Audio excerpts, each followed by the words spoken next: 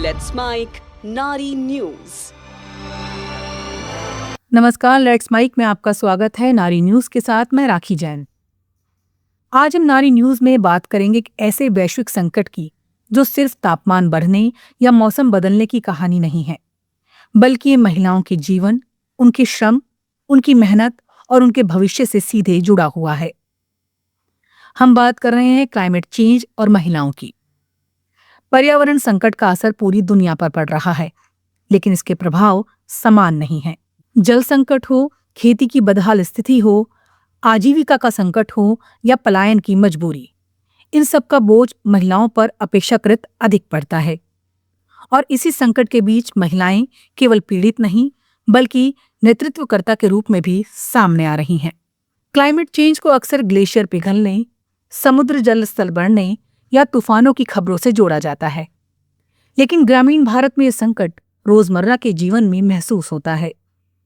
जब बारिश समय पर नहीं होती, जब कुएं सूख जाते हैं, जब खेतों में फसल नहीं उगती, तो सबसे पहले असर घर की महिलाओं पर पड़ता है।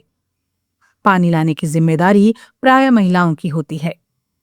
पहले जो पानी आधे घंटे में मिल जाता था, अब उसके लिए कई किलोमीटर चलना पड़ता है। इससे उनका समय, ऊर्जा और स्वास्थ्य तीनों प्रभावित होते हैं। जल संकट क्लाइमेट चेंज का सबसे बड़ा संकेत बन चुका है। भारत के कई हिस्सों में भूजल स्तर लगातार गिर रहा है। सूखे की स्थिति में पुरुष अक्सर रोजगार की तलाश में शहरों की ओर पलायन कर जाते हैं, जबकि महिलाएं गांव में रहकर घर, बच्चों और खेत की जिम्मेदारी संभालती हैं। ये फेमिनाइजेशन ऑफ एग्रीकल्चर की स्थिति है, जहां खेती का बड़ा हिस्सा महिलाओं के कंधों पर आ जाता है। लेकिन विडंबना ये है, अधिकांश महिला किसान जमीन की मालिक नहीं होती, इसलिए उन्हें सरकारी योजनाओं और ऋण सुविधाओं तक सीमित पहुंच मिलती है। खेती पर जलवायु परिवर्तन का प्रभाव सीधा और गहरा है। अनियमित बारिश, गर्मी की लहरें और बाढ़ जैसी आपदाएं फसल चक्र को बिगाड़ देती हैं। छोटे और सीमांत किसान परिवारों में महिलाएं अक्सर खेती में सक्रिय भूमिका निभाती हैं। बीज बोना, निराई, गुड़ाई, कटाई, लेकिन उन्हें किसान का दर्जा नहीं मिलता। जब फसल खराब होती है तो घर का बजट डगमगाता है और सबसे पहले महिलाएं अपनी जरूरतों में कटौती करती हैं, चाहे वो पोषण हो या स्वास्थ्य देखभाल। पर्यावरण संकट का असर महिलाओं के स्वास्थ्य पर भी पड़ता है। जल संकट के कारण स्वच्छ पानी की कमी होती है, जिससे बीमारियां बढ़ती हैं। बढ़ती गर्मी गर्भवती महिलाओं और बच्चों के लिए विशेष रूप से खतरनाक हो सकती है। खाना पकाने के लिए अगर साफ ईंधन उपलब्ध ना हो तो धुएं से होने वाली बीमारियां बढ़ती हैं। यही कारण है कि जलवायु परिवर्तन को केवल पर्यावरण का मुद्दा नहीं, बल्कि सार्वजनिक स्वास्थ्य और जेंडर न्याय का मुद्दा भी माना जा रहा है। आपदाओं के समय महिलाएं अधिक असुरक्षित होती हैं। बाढ़, चक्रवात या भूकंप जैसी स्थितियों में राहत शिविरों की व्यवस्था अक्सर जेंडर सेंसिटिव नहीं होती। सुरक्षित शौचालय, सैनिटरी उत्पाद और प्राइवेसी की कमी महिलाओं की मुश्किलें बढ़ा देती हैं। कई रिपोर्ट्स बताती हैं कि आपदा के बाद महिलाओं के खिलाफ हिंसा के मामले भी बढ़ जाते हैं। इसका मतलब है कि जलवायु संकट सामाजिक असमानताओं को और गहरा कर देता है। लेकिन कहानी यहीं खत्म नहीं होती। महिलाएं केवल संकट की शिकार नहीं हैं, वो समाधान का हिस्सा भी हैं।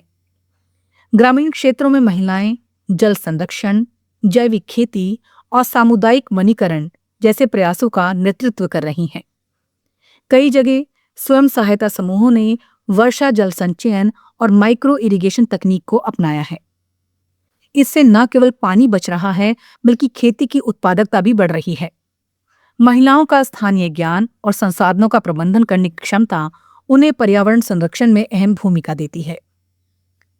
भारत और दुनिया में कई महिला पर्यावरण कार्यकर्ता इस दिशा में नेतृत्व कर रही हैं। उदाहरण के तौर पर वंदना शिवा ने जैव विविधता और बीज संरक्षण के लिए लंबे समय से अभियान चलाया है।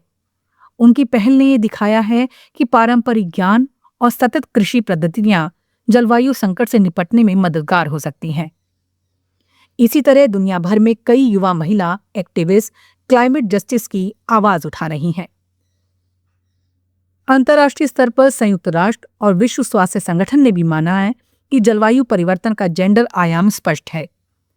संयुक्त राष्ट्र की रिपोर्ट बताती है कि अगर महिलाओं को जल, भूमि और वित्तीय संसाधनों तक समान पहुंच दी जाए तो कृषि उत्पादकता बढ़ सकती है और खाद्य सुरक्षा मजबूत हो सकती है।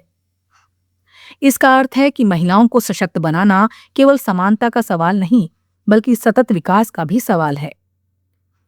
शहरी क्षेत्रों में भी महिलाएं पर्यावरण नेतृत्व में आगे आ रही हैं। कचरा प्रबंधन, प्लास्टिक मुक्त अभियान, शहरी बागवानी और सस्टेनेबल फैशन जैसे क्षेत्रों में महिला उद्यमी नई पहल कर रही हैं। वे समझ रही हैं कि जलवायु संकट का समाधान केवल सरकारों के हाथ में नहीं, बल्कि नागरिकों की भागीदारी से भी संभव है। कई स्टार्टअप्स महिलाओं के नेतृत्व में पर्यावरण अनुकूल उत्पाद बना रहे हैं, जिससे हरित अर्थव्यवस्था को बढ़ावा मिल रहा है। क्लाइमेट चेंज और महिलाओं की चर्चा में नीति निर्माण भी महत्वपूर्ण है। निर्णय लेने वाली समितियों और पर्यावरण बोर्ड में महिलाओं की भागीदारी बढ़नी चाहिए। जब नीति निर्माण में महिलाओं की आवाज शामिल होती है तो योजनाएं अधिक समावेशी और प्रभावी होती हैं।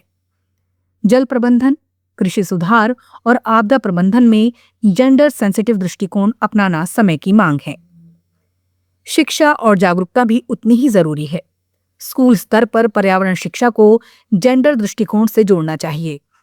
लड़कियों को जलवायु विज्ञान और सतत विकास के क्षेत्र में करियर बनाने के लिए प्रोत्साहित किया जाना चाहिए।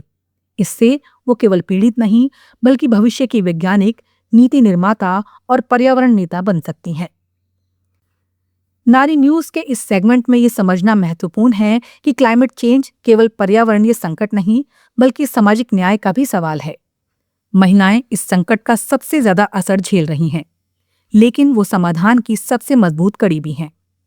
जब महिलाएं जल संरक्षण करती हैं, जैविक खेती अपनाती हैं और सामुदायिक नेतृत्व करती हैं, तो वो आने वाली पीढ़ियों के लिए सुरक्षित भविष्य की नींव रखती हैं। अंततः क्लाइमेट चेंज से लड़ाई केवल कार्बन उत्सर्जन कम करने की नहीं, बल्कि समानता और सहभागिता की भी है।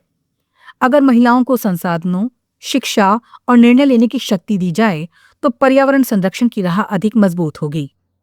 आज नारी न्यूज में हमने देखा कि महिलाएं पर्यावरण संकट में केवल संघर्ष नहीं कर रही, बल्कि नेतृत्व भी कर रही हैं। यही उम्मीद की किरण है कि बदलाव संभव है और उस बदलाव की धुरी महिलाएं ही हैं। नारी न्यूज में आज के लिए बस इतना ही।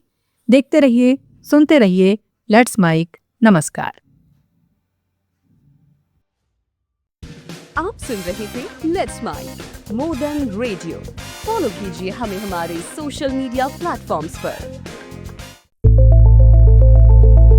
It's time for news. It's time for more than radio. Presenting the first radio news app, Let's Mic. Let's Mic, a news-based app on your phone where you get to watch and listen news, talk shows, interviews, radio show podcasts. On Let's Mic, you get all relevant information of TV, print, radio, podcast, and digital. Let's Mic talks about every segment of life.